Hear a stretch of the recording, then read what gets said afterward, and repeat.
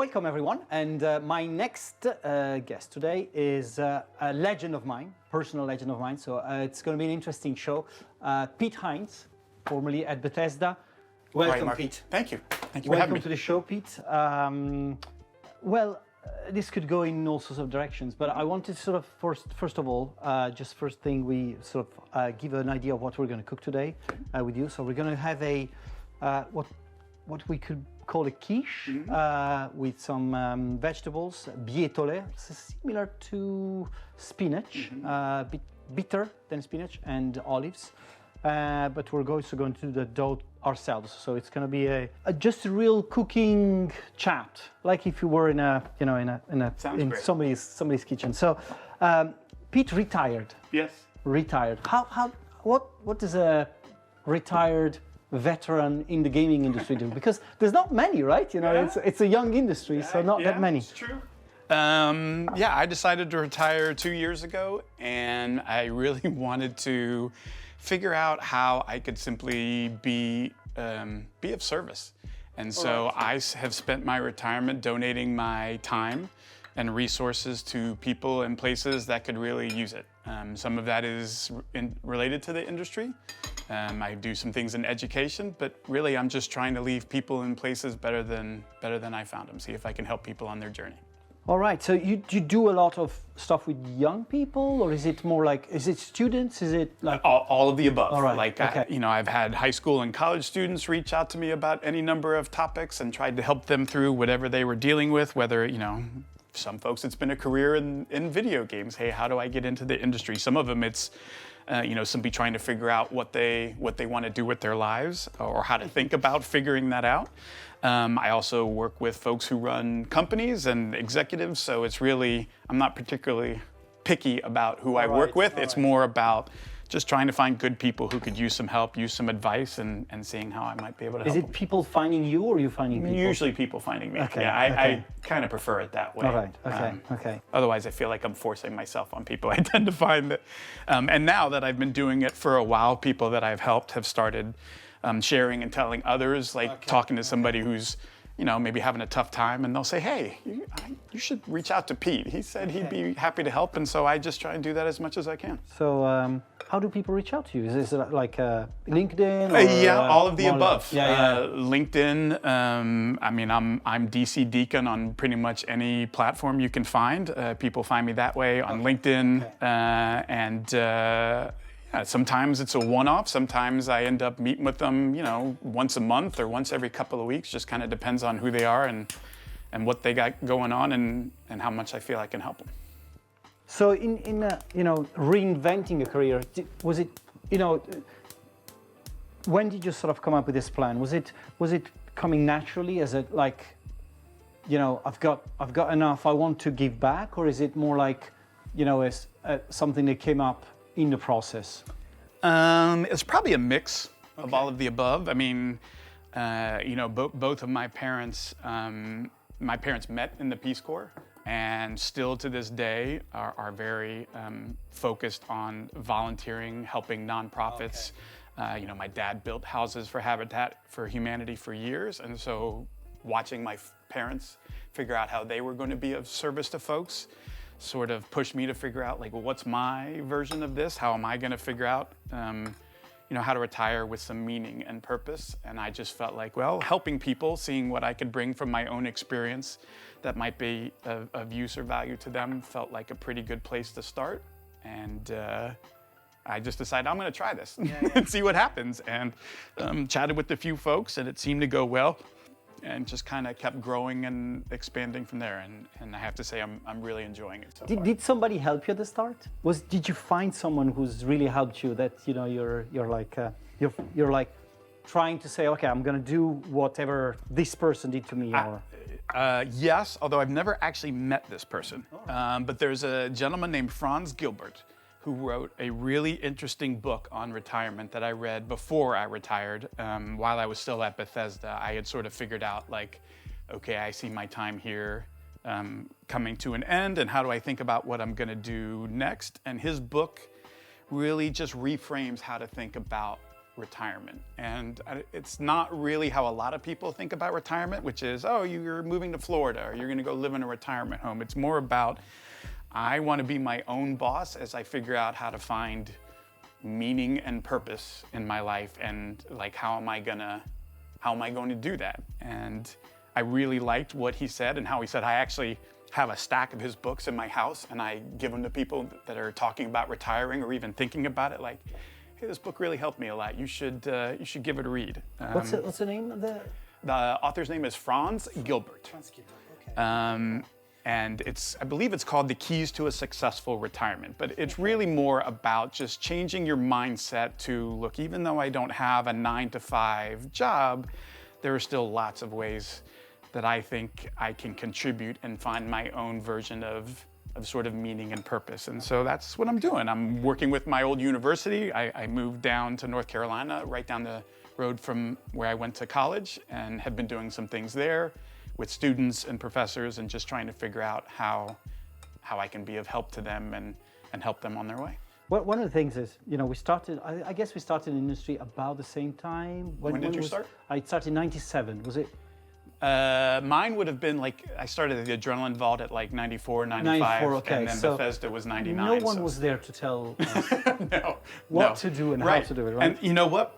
Part of my approach, Marco, has been like, hey, I really could have used somebody like me right now 30 years ago when I didn't know what the hell I was doing and where I was going with my life, and like, well, like maybe I can be that person for somebody else now. And so far it's been rewarding to just try and show up for folks and be that person, even if it's like, sometimes, honestly, it's not even about advice. It's just people like talking to somebody that they know has been through it and experienced what they've experienced.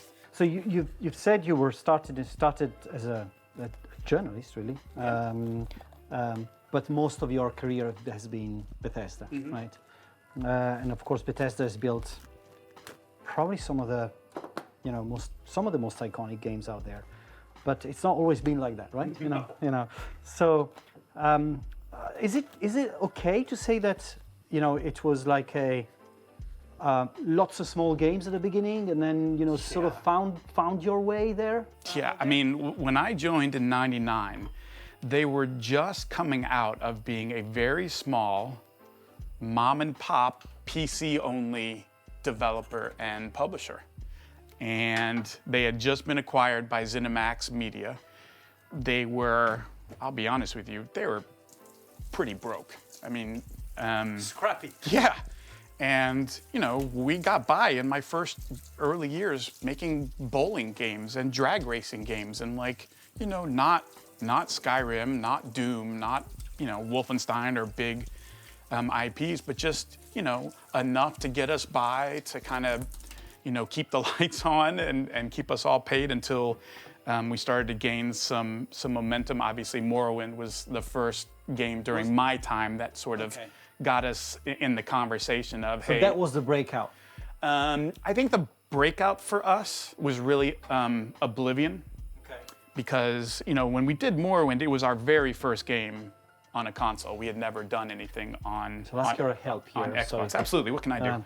So we have to chop this into like pieces, I guess, but take off the last bit. Yep. So the white. So while Morrowind was like kind of got us on the stage, it was really Oblivion that was these guys, like that was the game, if you remember, because it was a while ago now, but we were sort of the poster children for next-gen gamings, right? That was showing off what HD games could look like.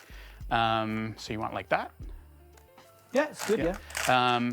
And so doing that as the small company that we were was really kind of our breakthrough moment, because we, as a little, formerly mom and pop studio, were suddenly like, oh, this is what the future of games could look like, this hyper realism and everything else that came with it. And, open world exploration, player choice, like go be what you want, do what you want. So Oblivion was really the one that was kind of our breakthrough moment. Like that's kind of when we got through the door.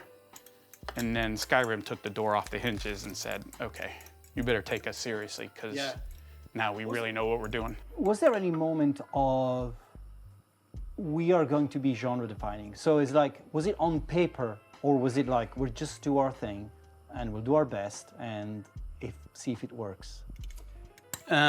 Truth be told, it's probably some combination of that. Okay. Like, you know, part of it, I mean, you know, being in this industry as long as I have, it will humble you in a heartbeat if you let it, right? And so we knew, like, hey, if we start getting big egos about, oh, we're gonna be the kings of role playing, and you know, we're gonna find ourselves down at the bottom of that hill really quick. So part of our mentality was like, we have always got to be hustling and trying to move things forward, and certainly, to your point, become the best version of ourselves.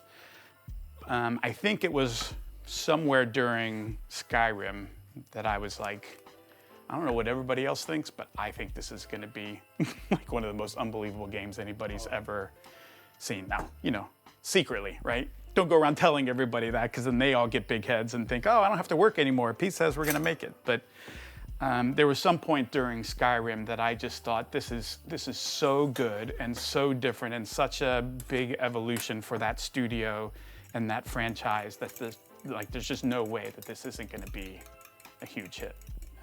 And it was. It was, and it's crazy because it's an enduring thing, right? So by the time you get to that level, you've already built something that was big, because it was big at the time, but you know, you already did some really good thing. And would people go back to what you did before and raise it as well?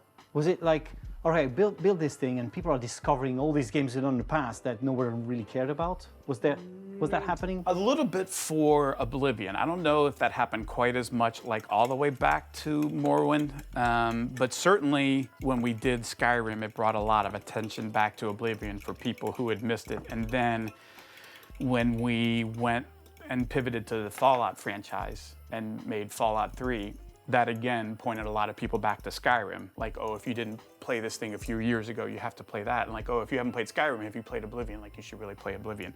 So like, the further we went on, it started to like get some people to look back at what we had done. I mean, I think that's how we got to Oblivion Remastered, which is like, hey, when we think about, and there was a lot of tech involved in that decision as well, in terms of where was that engine technology-wise, and how well would it up-res and port to something that could look like a really well-done remastered game.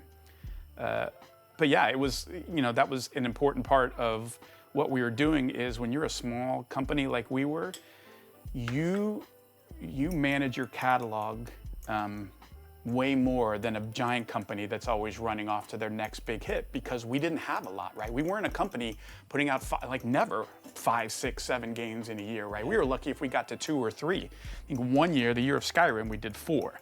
But the only one you remember from that year is Skyrim, right? Rage, Rogue Warrior, Wet, maybe? But like, that's my point, which is like, and that's the other part of your question. Like, well, you know, did you think you were gonna be sort of big in role-playing games? Like, well, when you're in the moment on Skyrim, maybe, but like when you're in the publishing role and you're working on everything, like you're also the guy who shipped Rogue Warrior and Wet. So you can't get really big britches when you're shipping stuff that people are crapping all over or giving a 1 out of, you know what I mean, 1 out of 10 or whatever. Like, you get humble real quick. Like, yeah, we're really not that big a deal, because everybody out there can't stand us right now because they don't like this game or they don't like this problem. So it was easier for me as a publisher, because my next game wasn't always a Fallout 3 or a Fallout 4. You know, we had some along the way that didn't do so great. I find it interesting that you say that, because we live in a world now where if a developer or / publisher gets it right, they'll go and explain everyone else how it's done, and you know, hey, this is how you should do it, and so on. But it's never like that, right? You know, it requires iteration, it requires learning. Yes, right. Like, I find that kind of thing really invaluable in terms of understanding what did you have to go through, how did you solve it. But to your point, you can't take any of that and go, oh, all of this will apply to the next game we make, because every single game in every single development is completely different.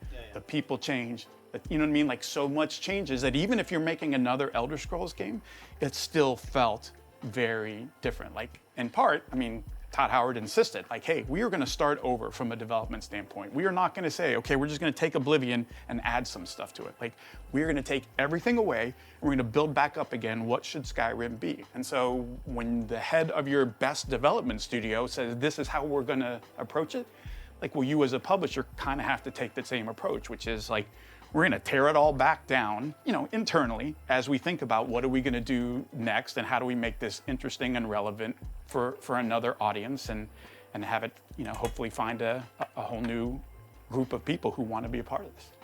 One of the reasons I said, you know, Legend for me was, you know, as I know we were joking earlier about it, but, you know, that you're marketing and I've always been marketing, and we don't talk a lot about marketing in games. It's sort of a hidden thing, and of course development and publishing and all sorts like, but the whole exercise of branding and communicating and coming up with ideas to explain what a product is and the values and all that kind of stuff is a complex job. And you've done an incredible job at Bethesda building all this in a sort of seamless way, right? You know, this is all right. This is Skyrim is a very good example of that. You know, it came in very naturally as okay, I think I need that game. You know, what was the process? What is the process? Well, first of all, thank you. I appreciate the kind words. My process was not our process was not particularly complicated. We, really wanted to make sure we were always being authentic, right? Authentic to the game, to the IP, to the dev team. Like what I used to tell my team is, we know we're doing a great job when the developers of that game look at what we're doing and say, that's how I want people to hear about what I'm working on, right? Because so your first audience is actually the people making the game.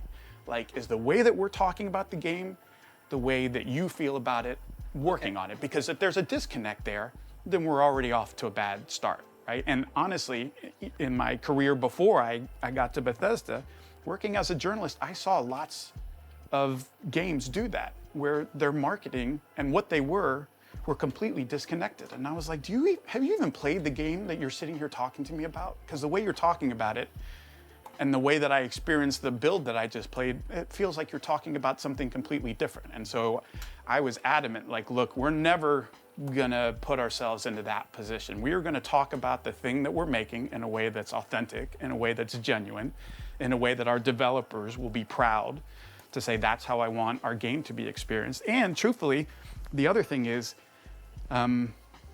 like, the real boost that I got was being able to work with somebody like Todd Howard from the start, who appreciated something that a lot of folks at the time really didn't seem like they got, which is, hey, guys, everything is the game.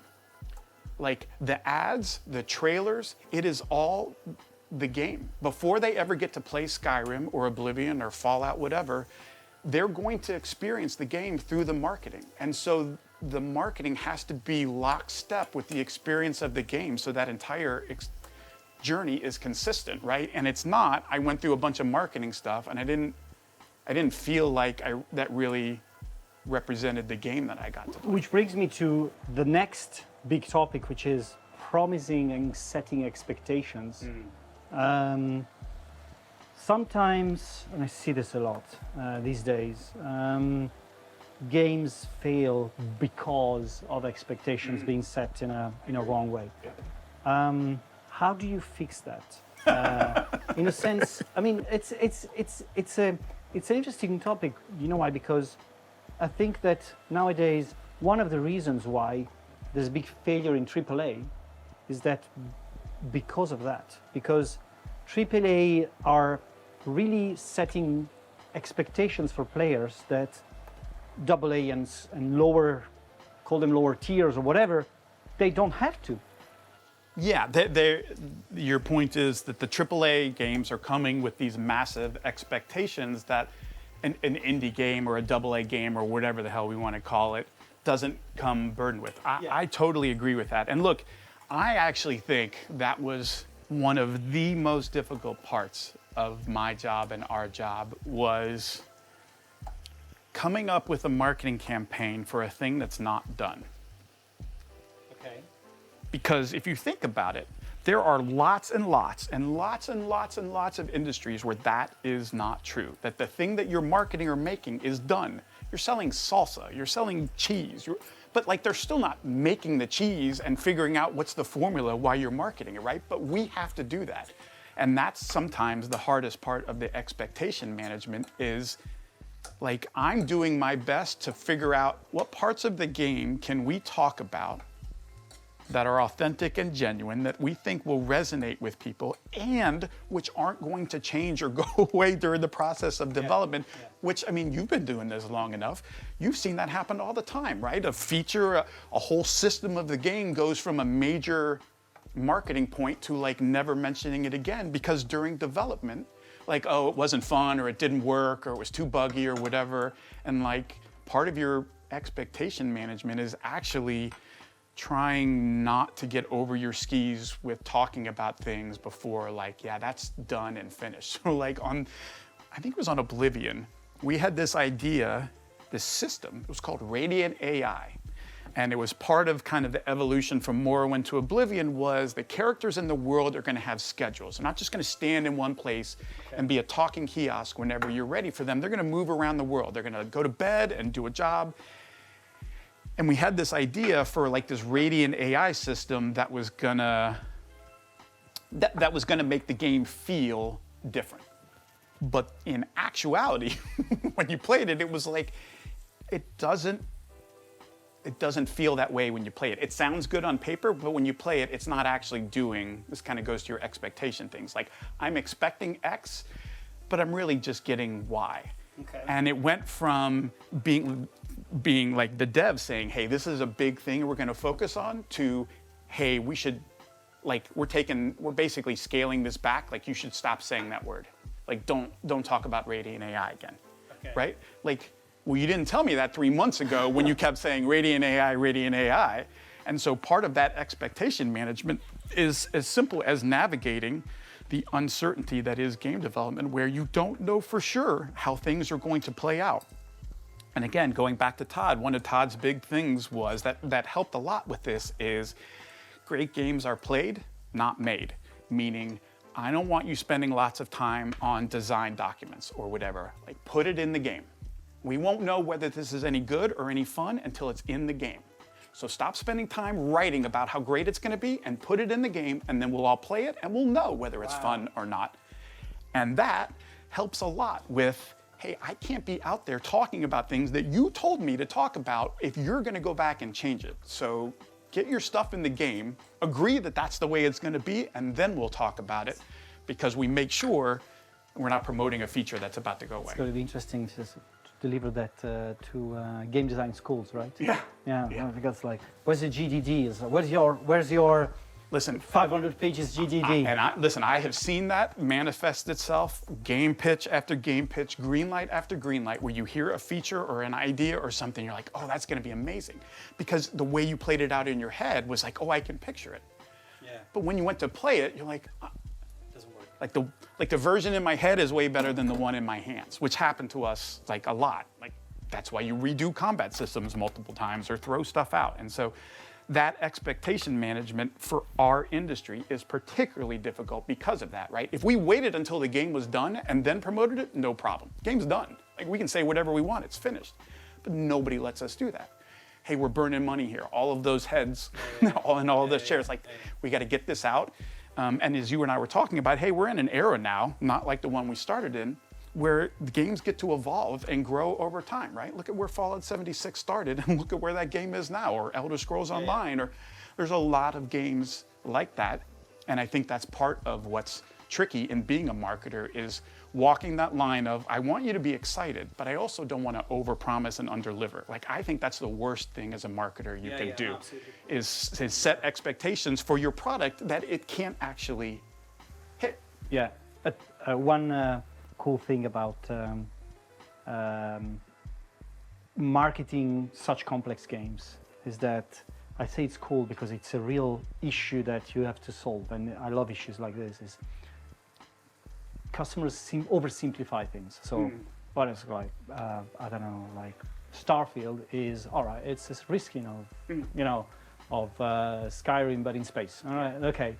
Well, I think a lot more thought went into it, right? So how do you address that? Because you've got your community and your fans, and you can talk to them almost like daily. But then you have the word out there, and they're like not going to get all the time to digest all the information and make sure that. How did you face that? Especially because you're targeting millions of players, and you cannot target all of them together.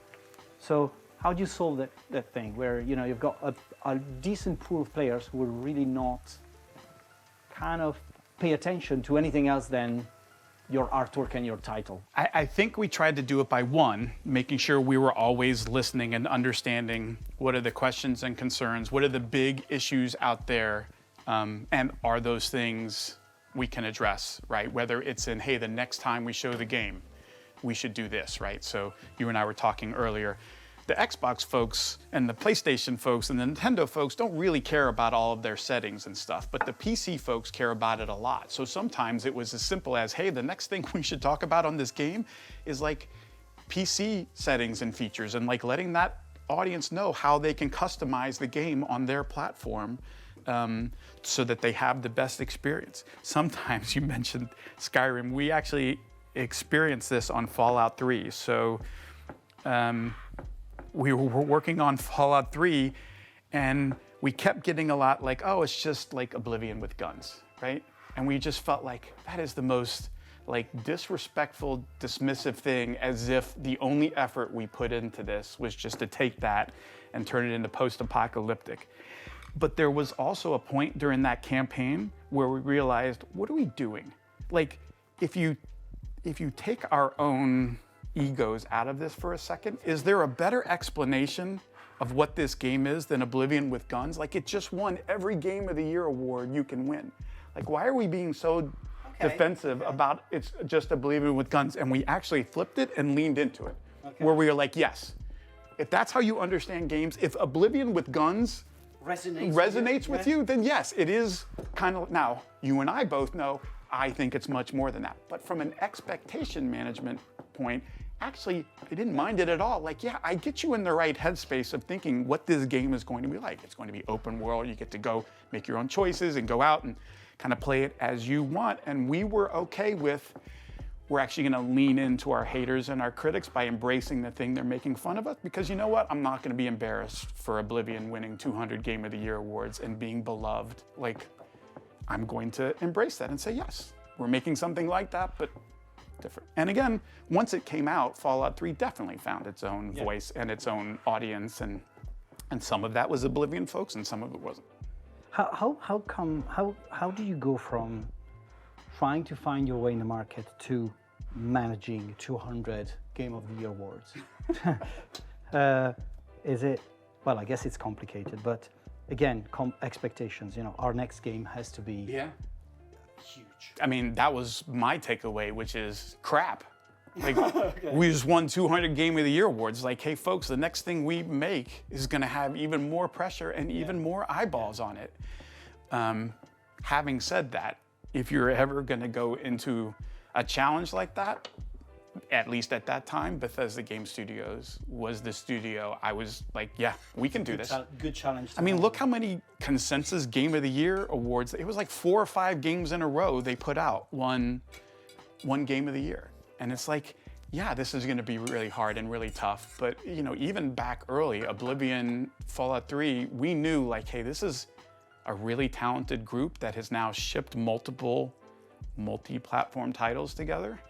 And like, we can do this. Like, we have built up a level of expertise that like we're not afraid of anybody, because you have to remember again, like we were told on any number of things, specifically on Skyrim, like, oh, 11-11, you're going up against Call of Duty, like you're dead, you'll never make it. You're a role-playing, high fantasy role-playing game going up against the biggest first-person shooter in the industry. And our take was, like maybe, but you know, not everybody plays Call of Duty, and I don't think anybody's playing that game for their single-player campaign. I think most folks are playing it for multiplayer, and if you want an awesome single-player thing that Christmas, I think we might be the thing more than them. And like sometimes you just have to have confidence in what you're doing to say like, hey, I get it. I get why you don't think Elder Scrolls will work on a console, which they definitely told us before Morrowind, like this will never work. That audience doesn't get games like this. But we just stuck to our guns and had, you know, ego is not great, but confidence is amazing. When you have people who say like, I'm not saying we're the best in the world, and I'm not saying, you know, there's no chance we fail, but I have confidence in who we are and what we're doing and how we're going about it. Do you miss any of the day one excitement or worry or fear or whatever you want to call it? No. I miss the people. Okay. That was the best part about that job. It always was. But I used to describe launching a game to leaning back on a chair on two legs, and that if you lean back a little too far and you're almost about to go over and then you catch yourself and you don't fall, that's what it's like to ship a game. It's terrifying. You have no control over what's about to happen. Are any of your review scores going to be, you know, you've been in this boat, right? They think, I go talk to my CEO, like, how are our reviews going to be? What's our review strategy? And like, I love that you think that I'm going to come up with something that just guarantees what all of these people are going to say about. Like, I wish I had that kind of power and control, but I don't. Once it's out of our hands, guys, like, it's out there, and we only have so much say in what's going to be said. So again, like, you know, I've shipped enough games that like, I don't miss any of that. Been there, done that. But going through that with your team and like being able to celebrate and take them out to lunch and just kind of celebrate your successes, that was what was special.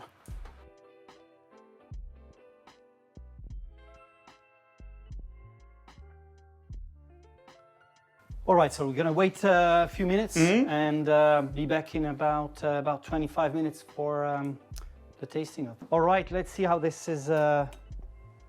Let's leave it here. We open the wine in the meantime. And can we publicly say that you don't drink wine? We can. I was a bit of a pariah at Bethesda. I don't drink wine, I don't drink coffee, and I don't eat sushi. So most of the times that anybody wanted to go out to eat or do something, they're like, oh, don't bother asking Pete, he doesn't do that. But you still have breaks, right? Yeah. Okay. Yeah. What's a typical Pete Hines break? When I was working, like just chatting? Like playing Magic the Gathering. Okay. I used to run all of the Magic the Gathering leagues at Bethesda. So I would buy boxes and I would email a bunch of folks, QA, dev, finance, didn't matter. I had a bunch of folks who loved Magic, and I would hand out packs, and we'd play sealed tournaments, and we'd do drafts, and I'd send out prize packs and stuff. So if you were at Bethesda and went down there at lunch, there's a good chance I was probably sitting at a table playing Magic. Was it a company where a lot of that happened? So a lot of, you know, entertainment between people? Yeah, and like board game nights, that was super fun. Like we used to do board game nights after work. I had a couple of designers I used to do really legendary Lord of the Rings board game battles with during lunch, like multi-day, huge table, taking pictures, because we would go and strategize like what we were going to do the next day and because stuff. you are a strategy games player, right? Yeah, I love strategy games, absolutely. We found a common passion on Laser Squad, right? A Laser Squad Nemesis. Oh, what a game that was. So we'll still put the wine serve the wine for Paolo. Yeah. Okay. I'll take a sip for Paolo. I'm in Italy. How do I not have a sip? Okay, let's try and do this now. What's the official name of this? It's a quiche. The Italian is torta salata con bietole e olive. But I have to honestly say we sort of made it up. It's not like a recipe that's like a traditional regional recipe or something. All right. So, well, Pete, thanks for joining us. Thank you so much for having me. It's been a pleasure. It's a personal pleasure to meet you, but also inspiring conversation on set, but also out set. So thanks for joining.